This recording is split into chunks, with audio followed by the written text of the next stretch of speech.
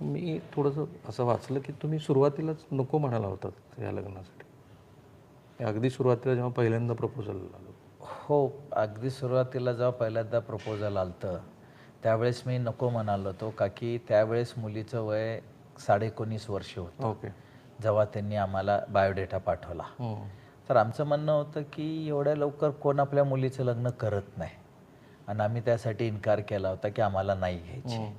परंतु त्यांच्या समोरनं जे आमचे मध्यस्थी होते, आमचे चुलत मामा नरेंद्र जगन्नाथ मित्तल, रेणू नरेंद्र मित्तल, त्यांनी माझ्या घरी येऊन मला भरोसा दिलेला की मुलगी खूप छान आहे, खूप चांगलं आहे, आम्हाला पण चांगलं स्थळ भेटते, म्हणून ती लग्नाला आम्ही त्याला तयार झाली आहे. ती ही केव्हाची गोष्ट आहे? आत्ताचं लग्न फेब्रुवारीला, ह्याच वर्षी फेब्रुवारी. याच वर्षीला. पण मग तुमचं नंतर तिच्याशी असं मनमोकळेपणानं बोलणं झालं होतं की? हो, मग तिच्याशी ती आम्हाला वेस्टर्न हॉटेलमध्ये तिने दाखवायचा कार्यक्रम केला. मी एकट्यात त्यात बोललो होतो, तिला विचारलं होतं. मी म्हणलं, बेटा तुला काही, तुम्ही एकटे स्वतःहून तिच्याशी बोललो? हो, आणि त्याला विचारलं होतं, बेटा तुझ्यावर काही प्रेशर असेल तर प्रेशर घेऊ नको, तुझा काही प्रॉब्लेम असेल तर सांग, तुला लग्न करायचं नसेल तर सांग. पण ती म्हणली काही नाही, उलटा मला येऊन पाया पडली, म्हणली नाही मला करायचं आहे आता आणि हे करायचं, माझा काही प्रॉब्लेम नाही आहे आणि मला लग्न करायचं आहे. केतन आणि सिया दोघं पण ह्या विषयावरती खूप मनमोकळे, बघा इतके महिने भेटत आहेत एकमेकांना. पण त्यावेळेस पण केतननी त्याला प्रश्न हे विचारले होते, जेव्हा पहिल्यांदा आम्ही तिला भेटायला गेलो होतो, की तुझ्या आयुष्यात अजून कोण आहे का, आणि काही असेल तर सांग, तुला लग्न करायचं नसेल तर सांग, आमची कसली जबरदस्ती नाही आहे, आपल्या दोघांना आयुष्य पुढं सोबत करायचं आहे, असं व्हायला नको की नंतर आपण म्हणू की त्यावेळेस माझ्यावर प्रेशर होता या होता. त्यांनी मन मोकळ्याप्रमाणे सांगितलं, नाही असा काहीच प्रॉब्लेम नाही आणि असं काहीच नाही आहे. अगदी एवढी थोडीशी सुद्धा हिंट कधी तिने दिली? कधीच दिली नाही. उलटा तुम्ही अगर त्यावेळेस प्रोग्रामला असला असता तर तुम्ही बघितलं असतं की ती किती आनंदाने सगळ्यांशी भेटतीये, एंगेजमेंटच्या टायमाला किती आनंदाला सगळ्यांच्या लोकांच्या विशेष घेते, त्यांना धन्यवाद करते आहे. त्याने एंगेजमेंटला स्वतःहून त्याने केतनसोबत डान्स केला आहे, एकट्याचा डान्स केला आहे. अगर असं कुठंही असलं असतं तर अशी कुठली मुलगी करत नाही ना. जिच्या मनात अगर समजा असं काही हे असेल ती करत नाही. म्हणजे मला असं वाटतं की प्लॅनिंगच काहीतरी वेगळी होती. तर मला थोडासा वेगळा संशय, एक पत्रकार म्हणून, इथे कोणीतरी कोणाला ब्लॅकमेलिंग करते की काय असं वाटतं? कारण सियाचे ते व्हिडिओ आपण जर बघितले, जो काही दिवस आधी तिने असं कुठंही जाणवत नाही तिच्या चेहऱ्यावर की ती नाखुश आहे. तेच तर तुम्ही अगर ते आता सोशल मीडियावर जसे भरपूर व्हिडिओज केतन सोबत पण आले, लोड झालेत, तुम्हाला कुठं वाटतंय का ते नाखुश आहे? अजिबात नाही, मी कुठंही जाणवत. आता समजा आज त्या मुलाचा या त्यांच्या काल ॲडव्होकेटने पण सांगितलं की माध्यमाला की त्याला फसवलं जातं. असं कसं होईल? फसवण्यासाठी आम्ही काय त्याला ओळखत नाही.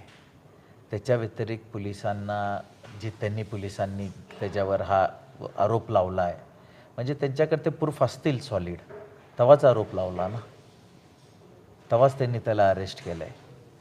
आता त्याचे वडील तर म्हणतील हे आमचा मुलगा चुकीचा आहे, पण मी पण तो इंटरव्ह्यू बघितला आहे, ते म्हणते ते तिथं होता. आता मला एक सांगा, होता लांब उभारला होता, कशाला गेला होता? आणि लांब उभारण्यासाठी एवढ्या लांब जाणार आहे का? अगर डोंगरावर लांब उभारण्यासाठी जायचं होतं तर त्या घराजवळ डोंगर आहे. तर तुम्ही काय असं सोशल मीडियात लिहिलं का की सियाच्या कुटुंबियाबद्दल पण तुम्हाला आता संशय येतो की त्यांनी? सर आता बघितलं गेलं तर यायला पाहिजे ना. 20 वर्षाच्या मुलीचा एवढा मोठा कसला फैसला घेणे आणि एवढं मोठं करणे हे काही एवढं सोपं आहे का सर?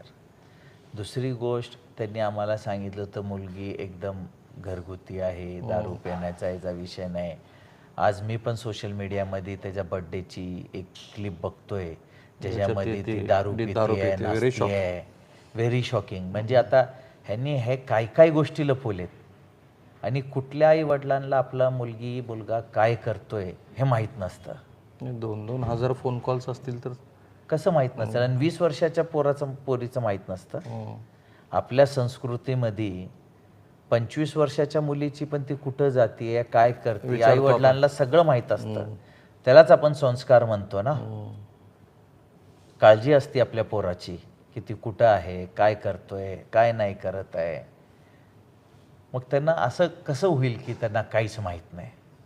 आणि जेव्हा की हा जो मुलगा आहे चेतन, तो सियाच्या भाऊ साहिल ह्याचा एकदम खास मित्र आहे. मग त्याच्या भावाला माहीत नसेल का आपली बहीण कोणासोबत फिरते या माझा मित्र कोणासोबत फिरतो? असं कसं होईल? की मग असं आहे की चेतन नको म्हणून केतनला तुम्हा अगरवालांना आग्रह करून त्या लग्नासाठी तयार केले. त्यांना माहिती आहे आता, अर्थात ही सगळी शक्यता आहे आणि तुमच्याही लिखाणात असू शकतो ना, समजा असं पण तुमच्या म्हणण्याप्रमाणे असेल. पण हां, म्हणजे चेतन माहिती आहे तो नकोच आहे आपल्याला कुठल्याही गुण अवगुणामुळं. केतन म्हणजे एकदमच बोस्टनमधनं शिकून आलेला, वेल टू डू फॅमिलीतला. हो, मग पर त्यांनी निर्णय पहिले घ्यायला पाहिजे होता ना. त्यांच्या मुलीकडनं तो निर्णय घ्यायला पाहिजे. आज त्यांची समजा हे चेष्टा मस्करी झाली या त्यांच्या इगोला सॅटिस्फॅक्शन करण्यासाठी हे केलं, पण आज माझा तर मुलगा गेला ना. सहमत आहे. ह्याचा पूर्ण शिक्षा कोण भोगतोय? ते नाही भोगत आहे, मी भोगतोय. आज माझा मुलगा गेला ना, मला ते शिक्षा भोगायला लागली. केतन किती वर्ष अमेरिकेमध्ये? केतननी MBA तिथनं केला अमेरिकेत. हो. आणि इथे महाविद्यालयात कुठे शिकलो? सिम्बॉयसिसला BBA. BBA. मी एक सोशल मीडियावरती ही एक व्हिडिओ क्लिप बघितली आहे ज्याच्यात पोलीस त्याला धरून कोर्टात नेतात. तर त्याच्या बॉडी लँग्वेजवरनं मला असं नाही वाटत आहे की त्याला कुठं त्याचा पश्चाताप आहे. त्याची बॉडी लँग्वेज अशी आहे जशी काही ती एक प्रोफेशनल क्रिमिनल आहे असं मला वाटतं. आणि सियाच्या कुटुंबियांना तुम्ही काही प्रश्न नाही विचारले? हे सगळं ज्यावेळेला काय विचारणार साहेब? काय आता मला एक सांगा, त्यांना विचारून त्यांनी काही उत्तर दिलं तर त्याच्यानी माझं तर काही मुलगा परत नाही येऊ शकत. आज दुःख मला मोठं आहे, सोसावं मला लागणार आहे आयुष्यभर. त्यांच्या परिवारचा या त्यांचा तर हा फक्त खेळ झाला. एक सामान्य गोष्ट एवढी एखादी मुलगी कसं करू शकते की एवढा विचार करून? म्हणजे दुश्मनी काढल्यासारखा या काहीतरी हेतूनी केल्यासारखा आहे. आता पोलीसच्या पुढल्या इन्व्हेस्टिगेशनमध्ये बघू काय निघतंय. पण तुम्हाला असं वाटतं, संशय आहे तुम्हाला, हा एक हेतू होता डोळ्यासमोर? संशय तर गोष्ट तर वाटते ना सर की हेतू तर आहे. कारण तुम्ही तर एवढी मोठी तयारी केली होती, ते काय फ्लाईट बुक केल्या, हॉटेल्स बुक केली उदयपूरमध्ये? नाही, फ्लाईट वगैरे नाही बुक केलेली आहे. बातम्या काही आहेत चुकीच्या बातम्या चुकीच्या आहेत. फ्लाईट वगैरे असं काही नाही आहे. हा, पण अरमान तर हर बापाचे असतात, आपल्या पोराचं लग्न थाटात करावं. एकच मुलगा असल्यावर असं थोडी असतं की आपण नसतात. पण त्या सगळ्या चुकीच्या बातम्या आहेत. पण एवढं मी सांगू इच्छुक आहे की ह्याच्यावरती काही ना काहीतरी पूर्ण आपल्या समाजाला निरोप पोचायला पाहिजे. आणि त्यांना पण सगळ्यांना कोणाची अशी वृत्ती नसावी की कोणाचाही मुलगा कोणी घेऊन जावं विनाकारणाच्या. काही कारणाने आहे तर ठीक आहे. आज माझ्या मुलाची काही चूक नसताना तो फक्त लग्न करायला गेला. तुम्ही आता मीडियावर एवढे व्हिडिओज त्या दोघांचे व्हायरल होत आहेत, तुम्ही बघताय.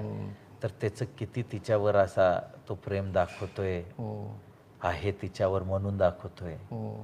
आणि ती पण असं काही वाटत नाही. म्हणजे हा पूर्ण जाणून बुजून कट रचून केलेली गोष्ट आहे. पण तुम्ही मगाशी एका मुलाखतीत म्हणालात की त्याला 1-2दा वाटलं होतं की तिचा फोन का वेटिंगवरती राहतोय सतत. आता त्याला असं वाटलं होतं ना की मध्ये तो फोन करायचा तर बार बार वेटिंगला राहायचा. मग तो बोलायचा विचारायचा तर ती सांगायची मित्रासोबत बोलते, मैत्रिणीसोबत बोलते. तर आपल्यात अशी प्रथा नाही ना की त्याला आपण म्हणू की तू कुणाशी बोलायचं नाही. हा तिचा अधिकार आहे. पण कुठंतरी पुन्हा एक मनात असं राहतं ना की एवढा वेळ कोण मित्रमैत्रिणींसोबत बोलतं.